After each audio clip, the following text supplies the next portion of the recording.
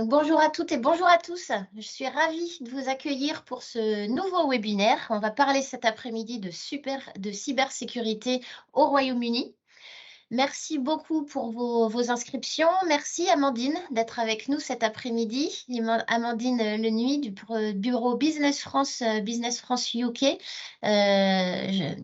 Amandine, tu es chargée de développement cyber, fintech et télécom au bureau de Business France, donc à Londres. Donc, merci de partager ton expérience. Merci d'avoir fait ce travail pour la présentation. Donc, on va parler cet après-midi du marché cybersécurité, hein. Le marché du Royaume-Uni, vous le savez, c'est l'un des plus vastes, le plus concentré, le plus accessible d'Europe. En tout cas, c'est le troisième exportateur mondial de services de cybersécurité et le Royaume-Uni s'est imposé comme un leader dans des domaines notamment comme la sécurité des réseaux, la surveillance des menaces et services professionnels. Donc, on va voir cet après-midi quelles sont les tendances du marché, comment est structuré l'écosystème cyber UK, comment fonctionne la filière. On va balayer tous ces points cet après-midi avec Amandine. Je ne m'attarde pas sur la présentation de BCI, vous nous connaissez tous déjà pour la plupart, et puis vous retrouverez les différentes diapos là, que vous pouvez voir sur votre écran. Vous allez retrouver tout ça dans la présentation que je mettrai en ligne d'ici quelques jours. Je vais juste faire un petit focus, si vous voulez bien, sur l'Open de l'International. Vous pouvez noter d'ores et déjà dans vos agendas le 3 juillet. Le 11e Open se passera à Saint-Brieuc, comme l'année dernière. On retourne à Saint-Brieuc pour des raisons financières et logistiques. C'est vraiment le lieu, un des lieux vraiment propices pour la logistique et l'organisation de cet Open. Vous avez coutume de dire, vous, entreprise bretonne, que l'Open de l'International, c'est l'occasion de faire le tour du monde en une journée. C'est vrai. Au cours de cette journée, vous pouvez participer à des ateliers thématiques, à des tables rondes, à des rétex, à des échanges de bonnes pratiques. On va vous proposer aussi, comme toujours, d'avoir des rendez-vous B2B avec nos partenaires, nos prestataires agréés à l'étranger, membres du réseau BCI à l'étranger. Vous pouvez aussi avoir des rendez-vous B2B avec tous les organismes bretons et nationaux qui vous aident, qui vous soutiennent dans votre développement à l'international. On vous réserve quelques surprises avec des nouveaux formats qui seront vraiment tout nouveaux pour cette 11e édition. Donc, notez dans votre agenda le 3 juillet à Saint-Brieuc. Vous recevrez début mai, normalement, les invitations par mail pour vous inscrire sur la plateforme du site. L'inscription est gratuite, mais obligatoire. Donc, veillez à bien vous inscrire pour participer à cet Open de l'International 2023. Sans plus attendre, je te laisse la parole, Amandine. À toi de Super, jouer. Je vais passer les slides, donc tu me dis quand ça passer à marche. la diapo suivante. Super, bah, merci beaucoup et puis, tout d'abord, un grand merci à toi et Nicolas pour cette opportunité de parler, aux sociétés, bretonnes, de l'écosystème, cyber, qui bouge beaucoup au Royaume-Uni. Comme tu le disais, donc moi de mon côté, je suis chargée de développement donc, au bureau, Royaume-Uni basé à Londres. On a aussi une antenne, à Dublin, on couvre la zone et je m'occupe des secteurs plutôt dans la tech, donc la cybersécurité, mais aussi les télécoms et les fintechs, ce qui est assez intéressant parce que c'est des secteurs où on trouve également des besoins en cybersécurité. Commençons. Donc j'ai commencé, et comme disait Karen, hein, évidemment, n'hésitez pas si vous avez des questions au fur et à mesure, j'essaierai d'y répondre dans la mesure de mes connaissances. On reviendra vers vous autrement. Donc j'ai commencé par réunir un peu quelques chiffres, qui représentent le secteur de la cybersécurité au Royaume-Uni. Donc alors malheureusement, certains ne sont pas les plus à jour parce qu'on attend encore, du gouvernement qui sorte les chiffres de 2022. Mais vu qu'il y a eu un changement de ministère, ça a eu pris un peu plus de temps. Donc pour vous donner un peu une idée, finalement de l'envergure, de ce marché sur la zone, c'est un marché qui aura généré plus de 12 milliards d'euros en 2021. C'est plus de 1 800 entreprises, actives, sur ce secteur, sur le sol, national, donc avec, plus de 280 startups, 60 scale-up et 4 licornes. C'est un marché qui a connu beaucoup de croissance, notamment, grâce au covid qui a vu la recrudescence des attaques en cybersécurité. Donc en 2021, il y a eu une croissance, très forte de 14 qui était le double de l'année 2020 et sur les années, futures, on est plutôt à un taux de croissance, annuel aux alentours de, 8 à 9 donc qui est quand même une croissance, toujours, très importante. Aussi, très intéressant à noter, notamment pour tout ce qui va être, les startups et cetera, c'est, les investissements. Donc c'est une destination de choix, pour les investissements. Il y a beaucoup de fonds d'investissement, aussi bien, des venture capital que des corporate ventures qui vont investir dans la cybersécurité au Royaume-Uni. Et donc les derniers chiffres qui sont sortis, c'est plus de 500 millions d'euros levés en 2022. Après, à noter, c'est un peu une tendance qu'on voit sur toute l'Europe, mais c'est que pour l'instant, les investissements étaient en 2022 assez concentrés sur les plus grosses structures et que les plus petites, un peu en précide et Syria avaient un peu de mal. Mais il y a toujours beaucoup de potentialité sur les investissements, et les investisseurs ont maintenant conscience de ces problèmes et donc font beaucoup plus en 2023 pour investir dans un champ plus large. Et également pour passer par le côté académique, il existe 19 centres d'excellence académique qui sont reconnus au niveau gouvernemental, et qui sont soutenus par des donc instituts de recherche. Et donc il y a, d'un point de vue universitaire, plus de 30 finalement Master of Science dans la cybersécurité, donc ce qui montre aussi les ambitions universitaires en termes de formation. Donc voilà, c'est un peu un overview rapide du marché de la cyber en termes de chiffres. Maintenant, pour passer sur les tendances et les challenges, donc là, sur les dernières années et mois, c'est vraiment la recrudescence finalement des attaques. Donc pour mettre quelques chiffres face à cette tendance, donc un tiers des entreprises britanniques vont subir des cyberattaques au moins une fois par semaine.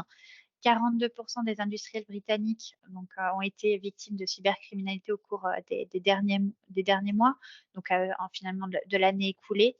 Donc en 2022, donc on a eu les nombres d'attaques qui a été enregistré étaient supérieurs de 38% par rapport à l'année précédente. Donc on voit quand même qu'il y a vraiment une augmentation très très forte, et ce d'autant plus dans le secteur de l'éducation, qui a été vraiment très touché, aussi bien tous les niveaux de l'éducation, mais aussi beaucoup les universités, et aussi tout ce qui est la santé. Après, c'est aussi finalement un schéma qu'on retrouve en France. La santé, les hôpitaux, etc., et l'éducation ont été des cibles assez touchées par les attaques cybersécurité. Donc, alors comment finalement, c'est un peu quels sont les challenges pour répondre à autant d'attaques, autant de menaces extérieures? Donc, tout d'abord, les entreprises britanniques sont fortement conseillées à passer une certification qui est prodiguée par le gouvernement, qui s'appelle Cyber Essentials, et qui en fait est un peu finalement un cycle de bonne santé, de bonne hygiène surtout, en termes de cybersécurité. C'est-à-dire que toute entreprise lambda, aussi bien les charities qui sont très présentes au Royaume-Uni que les entreprises start-up, plus grosses entreprises industrielles, etc., vont pouvoir avoir ce tampon qui prouve qu'elles répondent à un certain niveau de critères, et qui vont permettre d'avoir le premier niveau de protection par rapport aux attaques. Euh, et donc voilà, c'est vraiment dans les ambitions du gouvernement de sensibiliser les entreprises britanniques, et notamment tout ce qui va être les conseils d'administration, les personnes qui ont des postes d'importance et qui prennent des décisions, de considérer la cybersécurité comme une priorité dans leur plan stratégique et surtout aussi leur plan financier. Parce que vous connaissez très très bien le secteur, vous savez qu'il faut des moyens pour déclencher que les choses changent dans les sociétés. Donc c'est vraiment un des aspects qui est en train de bouger. Et donc, c'est aussi pour ça qu'on voit des montées des opportunités, notamment dans la cybersécurité, liées avec tout ce qui va être la sensibilisation, l'EdTech, la safety tech, et tout ce qui va être aussi les aspects légaux, pour voilà, un peu essayer de faciliter la prise de conscience et la sensibilisation à de tels sujets. Également aussi, les tendances, ça montre que le gouvernement prend beaucoup en compte les challenges du moment. C'est donc ils ont publié en fin d'année dernière la National Cyber Strategy, qui couvre les 3 ans, donc de 2022 à 2025, qui remplace une stratégie précédente, et qui montre vraiment les ambitions du gouvernement pour devenir une puissance encore plus forte en termes de défense à la fois nationale, mais aussi pour ces entreprises. aussi pour tout ce qui va être les sujets de formation, donc que je citais au début avec donc les masters, les universités qui créent beaucoup plus d'instances de recherche et la sensibilisation via les organes dédiés du gouvernement, donc qui vont être finalement un peu nous les équivalents de l'ANSSI en France. Donc voilà pour les tendances et challenges. Donc là, j'ai regroupé, je ne vais pas m'attarder sur tous, vous pourrez passer dessus, mais je voulais vraiment montrer un peu cette ambivalence entre, notamment dans la presse, donc nous, ce qui parvient à nos oreilles, parce qu'évidemment, beaucoup de cyberattaques ne font pas forcément l'objet d'un article dans les médias, mais tout ce qui est vraiment l'augmentation des attaques, donc on voit que c'est vraiment tout type d'entreprises qui sont impactées. Donc les plus grandes, les dernières plus grandes qui avaient fait beaucoup de bruit, c'était la Poste britannique, qui avait été touchée par une attaque et qui avait empêché pendant au moins 2 semaines à 1 mois aux colis internationaux d'être envoyés. On a aussi des attaques sur, par exemple, la société Capita. Il y en avait eu aussi sur du e-commerce JD Sports. Je crois que je l'ai enlevée puisqu'elle était un peu plus ancienne.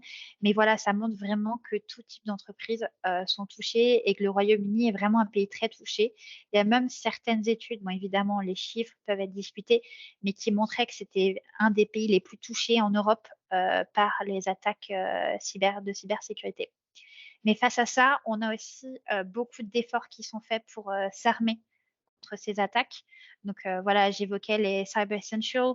Donc voilà, par exemple, les offrir gratuitement pour les petites entreprises, soit des entreprises privées qui développent une offre de cybersécurité, comme la société des télécoms II, qui va voilà se construire un partenariat avec Norton pour offrir ses propres services, soit la construction un peu d'entités de recherche, etc., pour aller plus loin dans les investissements aussi financiers avec le gouvernement, pour aller plus loin dans la connaissance du secteur et encourager les entreprises. Donc, on en a notamment l'Irlande du Nord qui a été beaucoup plébiscité cette année pour avoir des fonds du gouvernement et qui va notamment, là, dans quelques semaines, accueillir une grande conférence gouvernementale sur ces sujets. Donc, on voit aussi que le Royaume-Uni essaye de vraiment couvrir tout son territoire. Donc, il y a une stratégie assez territoriale aussi qui s'ajoute à ça. Et aussi d'essayer de protéger des secteurs qui sont de plus en plus touchés, notamment le NHS, donc les services de santé, je pourrais y revenir, mais comme voilà le secteur de la construction aussi, etc. Donc, ça montre voilà, qu'il y a vraiment ces deux côtés. D'une part, l'augmentation des attaques, donc, qui est aussi visible dans d'autres pays, mais qui est quand même assez prononcée au Royaume-Uni, et tous les efforts qui sont faits à la fois privés, publics, universitaires pour essayer de se prémunir de ces attaques. Parfait, Karen, on peut passer, super. Je ne sais pas si jusqu'ici il y avait des questions, mais sinon, je peux continuer sur, en fait, vous faire une présentation de l'écosystème. Donc, c'est un écosystème qui est très dynamique et diversifié, mais qui reste, mine de rien, assez concurrentiel. Donc, j'ai un peu regroupé en grandes catégories différents acteurs. Donc, tout d'abord, il y a le gouvernement. Vous avez sans doute pu le comprendre de mes précédentes slides, joue un rôle très important sur ce secteur au Royaume-Uni. Donc, on a notamment le National Cyber Security Center, qui est l'équivalent de l'ANSSI en France, et donc qui joue beaucoup sur l'éducation, la sensibilisation, mais aussi l'aide en cas d'attaque pour aider les entreprises à répondre. Tout ce qui va être le GCHQ au Royaume-Uni, à savoir que c'est un pays qui fait partie des Five Eyes, donc un réseau des services de renseignement d'autres, finalement, un peu des pays anglophones, donc les États-Unis, Australie, etc. La cybersécurité est quand même un secteur qui est assez relié à ces sujets d'intelligence, de services. Donc, il faut quand même aussi faire attention quand on évolue dans ces secteurs, mais c'est assez très proche au Royaume-Uni en tout cas. Tout ce qui est aussi le gouvernement, donc ils ont créé récemment un nouveau ministère, le Department for Science, Innovation and Technology, qui vient remplacer un département avant un ministère qui était un peu plus tourné vers les médias, tout ce qui était un peu plus médias, communication, BBC, etc. Et là, il y a vraiment aussi une volonté de montrer qu'on accorde de l'importance à tout ce qui va être l'innovation, la technologie, donc avec tous les nouvelles technologies, donc le machine learning, l'AI, tout ce qui va être autour de... Enfin, il y a beaucoup de questions sur ChatGPT. Est-ce que le UK pourrait créer un Bridge GPT et tout ce qui s'entoure, les questions sécuritaires, etc. Et aussi des instances un peu plus pour les startups comme Lorca, qui permettent voilà, d'aider les startups à grandir. En parlant de ça, il y a aussi des incubateurs et accélérateurs dédiés au Royaume-Uni, donc qui soient à la fois spécialisés dans la cybersécurité comme Cylon ou Plexal, ou alors qui sont pluridisciplinaires comme Level 39, qui travaillent d'origine beaucoup sur les services financiers. Mais comme le Royaume-Uni est un pays de services, on voit que, bah, évidemment, la cybersécurité a de l'importance dans cette industrie, et donc lier les deux fait d'autant plus sens. Donc voilà, j'ai mis un peu un panel d'accélérateurs. À noter peut-être intéressant, c'est Barclays avec Eagle Labs, qui devient un peu le champion national de l'innovation au sein des startups, qui a reçu une bourse du gouvernement pour vraiment aider à croître ce secteur, et qui prend donc de plus en plus de responsabilités sur ces sujets. Donc évidemment, c'est un secteur de start-up et scale-up, donc avec les plus connus que j'ai pu mettre sur cette slide, donc Darktrace et Sophos, qui sont les deux licornes, mais on voit également aussi SipSafe et Sneak, qui sont des startups assez présentes également. Tout ce qui va être les entreprises privées, donc qui sont à la fois des pure players en cybersécurité, ou alors des entreprises qui sont plus dans la diversification de leurs services, comme par exemple BT et Barclays, qui ont tous les deux construit finalement des centres de recherche, d'innovation, pour vraiment se focaliser sur la cybersécurité, parce qu'ils étaient soit eux très touchés dans leur opération, enfin eux-mêmes dans leur opération propre, ou alors parce que c'était des possibilités de diversifier leurs services. Beaucoup d'intégrateurs aussi également, qui sont présents à la fois au Royaume-Uni, mais aussi en France et en Europe, comme Atos et Accenture, et d'un peu pure player, plus de la cybersécurité, voire la sécurité, voire un peu teinté aviation, comme BAE System. Donc aussi, très important, tout ce qui va être association et cluster. Comme il y a beaucoup de clusters régionaux, peut-être à la différence de la France, il y a beaucoup de clusters régionaux qui sont regroupés au sein de la UK Cyber Cluster Collaboration. Et donc, on voit qu'il y a beaucoup de régions qui commencent à tirer leur épingle du jeu en deçà de Londres, qui sont finalement les secteurs où il y a des implantations aussi gouvernementales.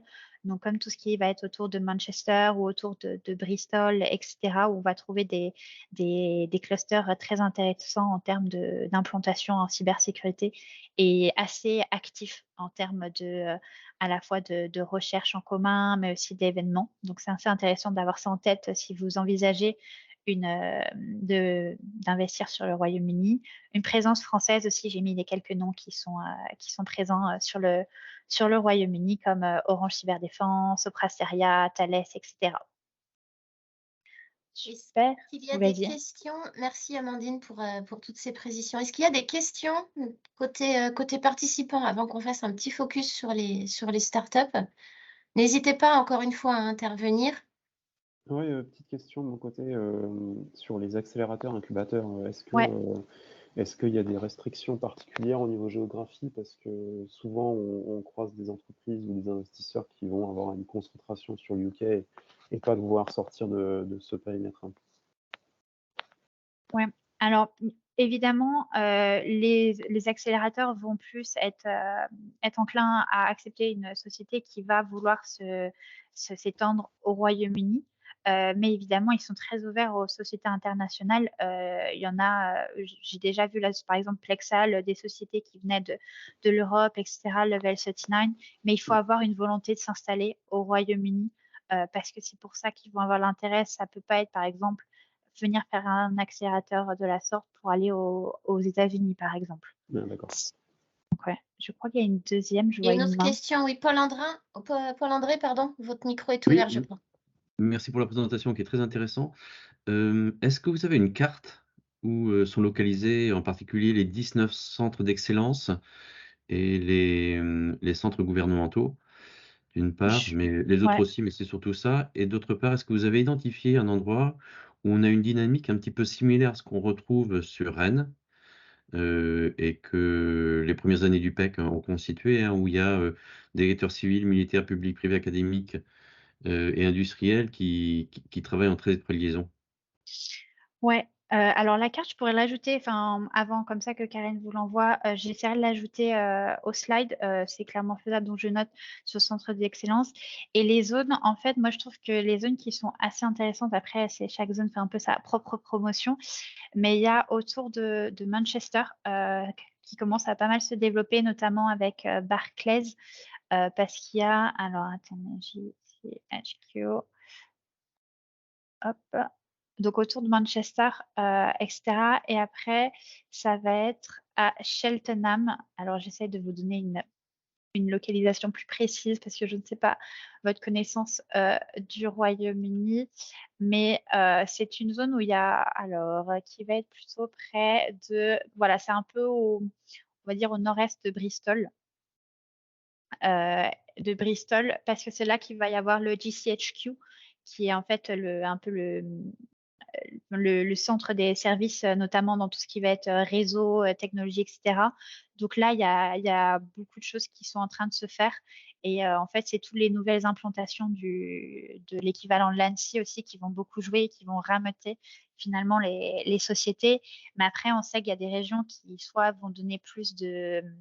Par exemple, je parlais de l'Irlande du Nord, il y a eu vraiment un focus là ces derniers temps sur cette zone avec des investissements qui sont donnés, mais c'est encore jeune.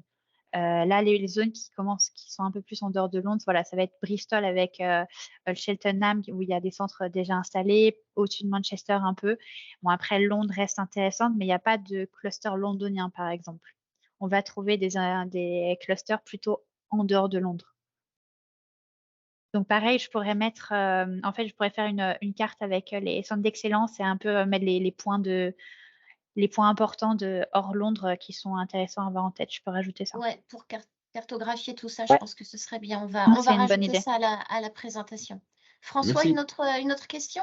Oui, merci. Donc, dans la prolongation de la question de Paul-André, moi j'avais une question mais un peu très précise, parce qu'en fait on était en recherche de régions qui ressemblaient à la Bretagne et qui notamment avaient mis la cyber comme disons, stratégique, et également la santé, le secteur santé, hein, parce que bon, vous avez Ok. cité la santé comme étant un secteur vulnérable.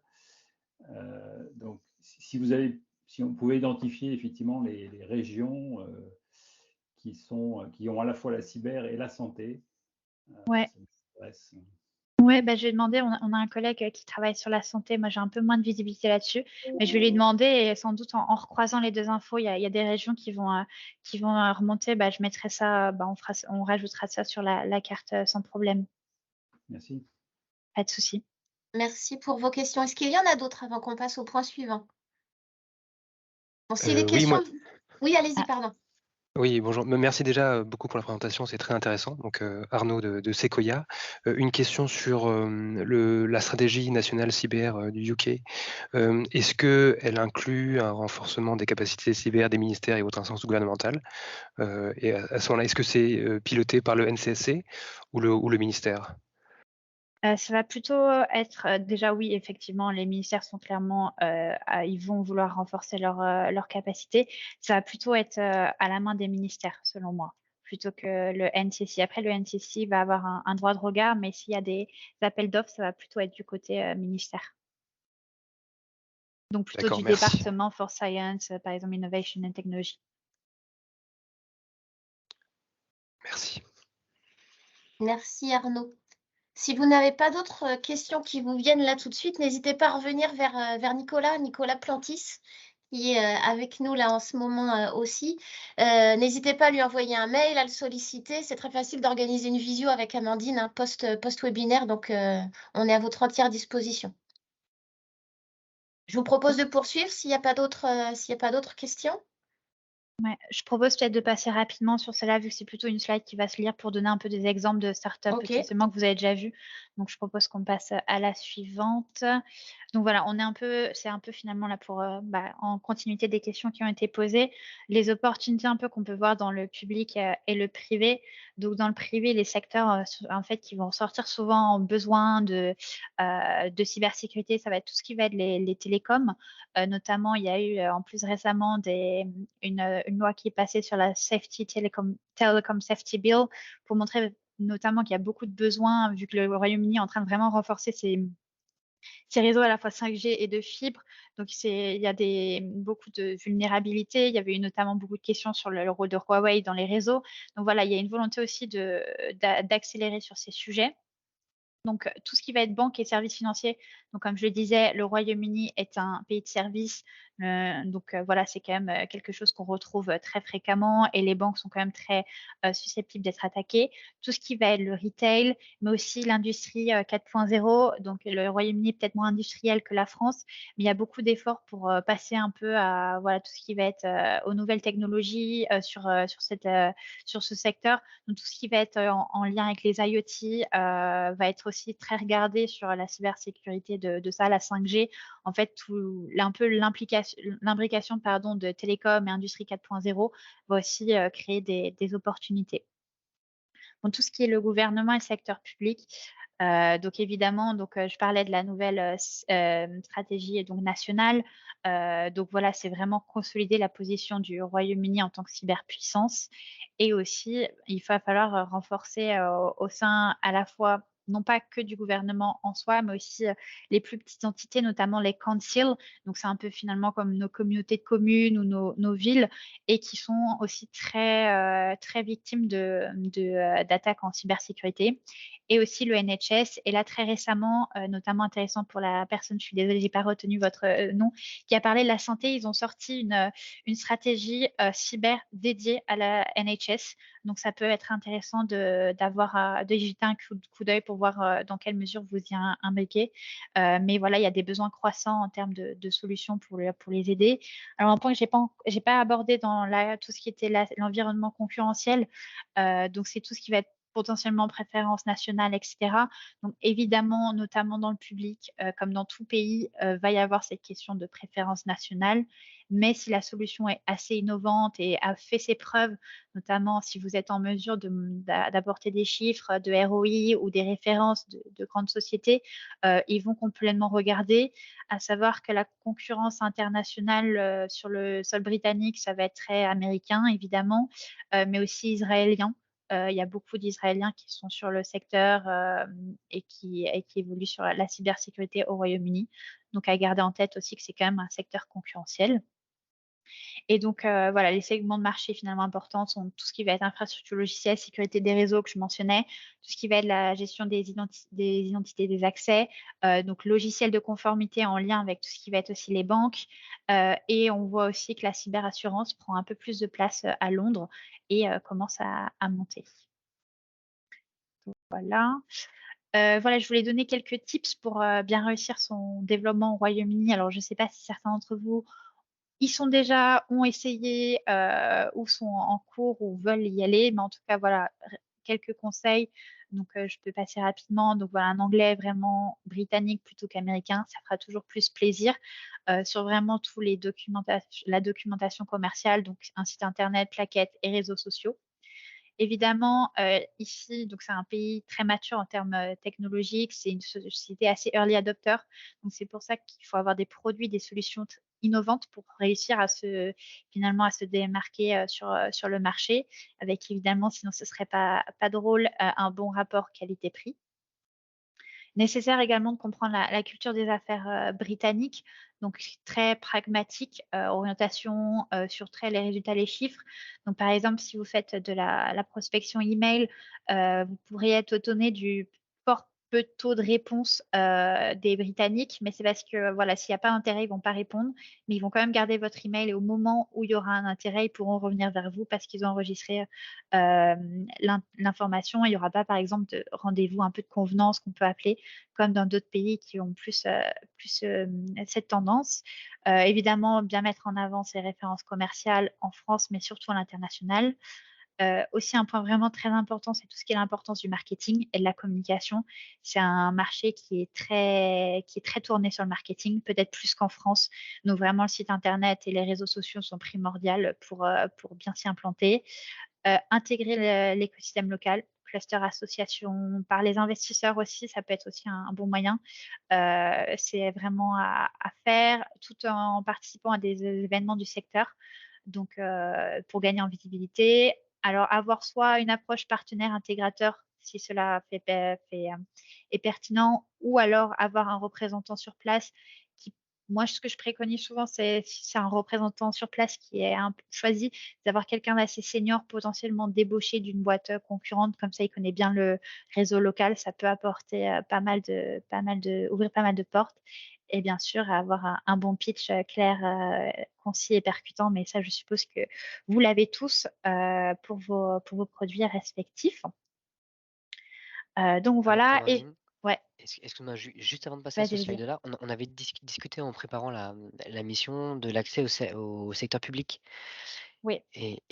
Parce que je pense que ça peut être intéressant de savoir comment accéder aux appels d'offres du service public. Ouais, service public, donc à savoir, c'est qu'il faut être assez à l'affût des appels d'offres qui sont diffusés et retrouvables sur plusieurs plateformes et qu'il faut aussi parfois penser à être référencé sur différentes plateformes, donc notamment le J-Cloud, qui peuvent être des prérequis et notamment, par exemple, avoir le certificat Cyber Essential qui était mentionné préalablement peut aussi être parfois des prérequis pour montrer qu'on a en bonne santé, même en étant une firme cyber, qu'on a une bonne santé, ou différents normes ISO qui peuvent être aussi demandées par les gouvernements pour être sûr qu'ils sont en lien avec des sociétés donc en bonne santé cyber. Mais effectivement, voilà, regardez les appels d'offres qui peuvent tourner et potentiellement des enregistrements sur voilà, les plateformes de procurement de l'État.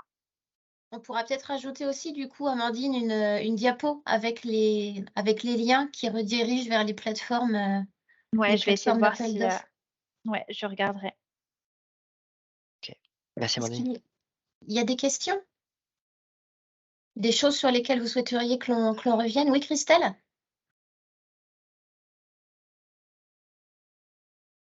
Peut-être un micro fermé.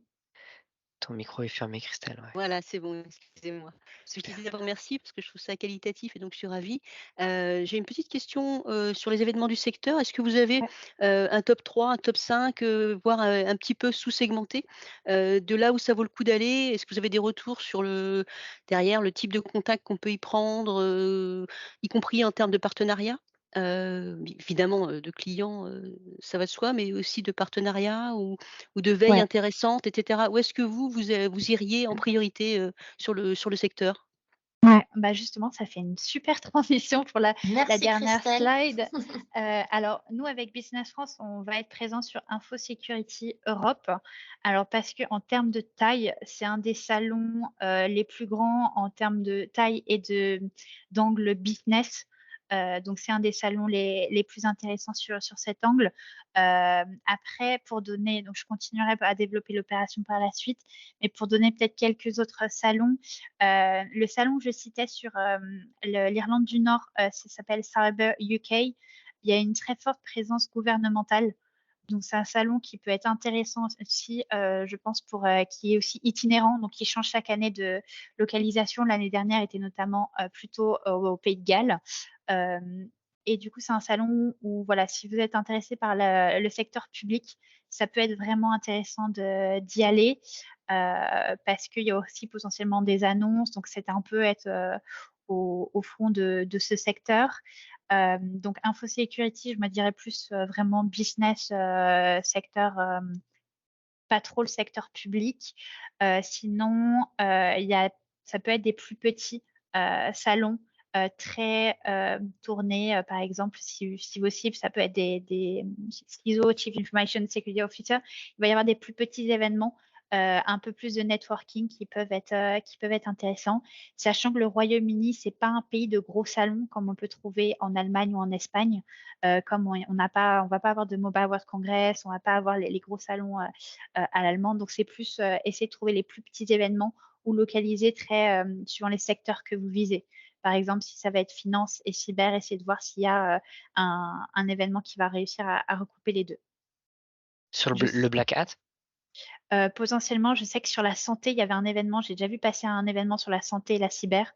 Donc voilà, c'est peut-être essayer de trouver des événements plus petits ou alors qui ciblent vraiment une population de prospects assez particuliers.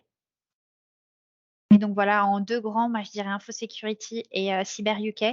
Après, je sais que je vais tester en avril un autre salon à Birmingham. Au besoin, je pourrais passer le mot à Nicolas pour dire si c'est un bon salon. On l'a jamais testé, donc à voir. C'est un salon aussi. Il y a beaucoup de salons qui sont à la fois sécurité et cyber au Royaume-Uni. Donc si vous êtes un peu à cheval aussi sur les deux secteurs, en sécurité physique, cyber, s'il y a des applications dans les deux, ça peut être aussi intéressant certains salons sur le Royaume-Uni. J'espère que j'ai répondu à la question.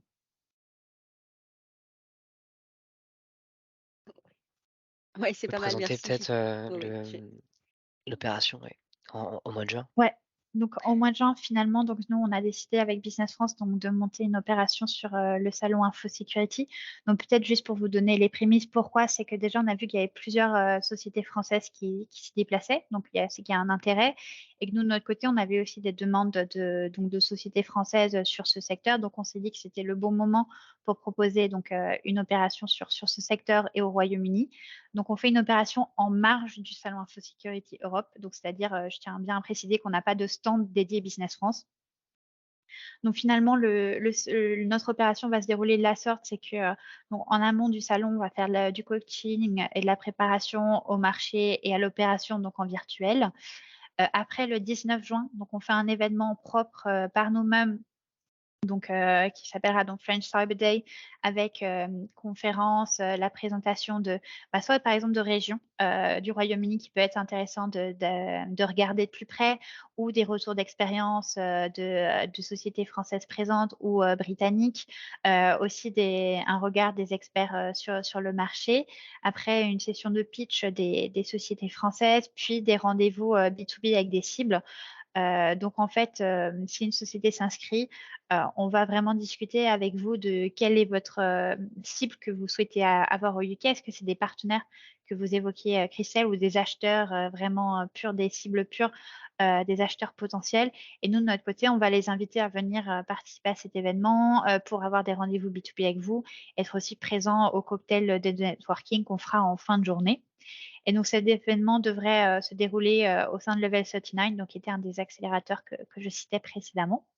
Après, sur les journées du 20 et 21 juin, on va faire une visite organisée du salon, donc en vous procurant un programme de conférences et des visites de stands, notamment donc des stands à la fois de potentiels partenaires, intégrateurs, etc., soit d'entreprises intéressantes à interroger sur leur présence au Royaume-Uni, potentiels partenaires, ou avec directement des rendez-vous sur le salon avec des acheteurs. Les acheteurs n'auront pas forcément de stand, mais eux, ils vont être présents. Par exemple, Barclays ne va pas avoir de stand sur le salon, mais des acheteurs de Barclays vont être présents, et aussi d'autres membres influents de l'écosystème, vu que c'est une très bonne manière de l'intégrer. Et après, sachant que le salon dure 3 jours, on a décidé de laisser la journée du 22 juin libre au salon si vous avez aussi vous envie d'aller voir d'autres conférences, de continuer un programme de rendez-vous.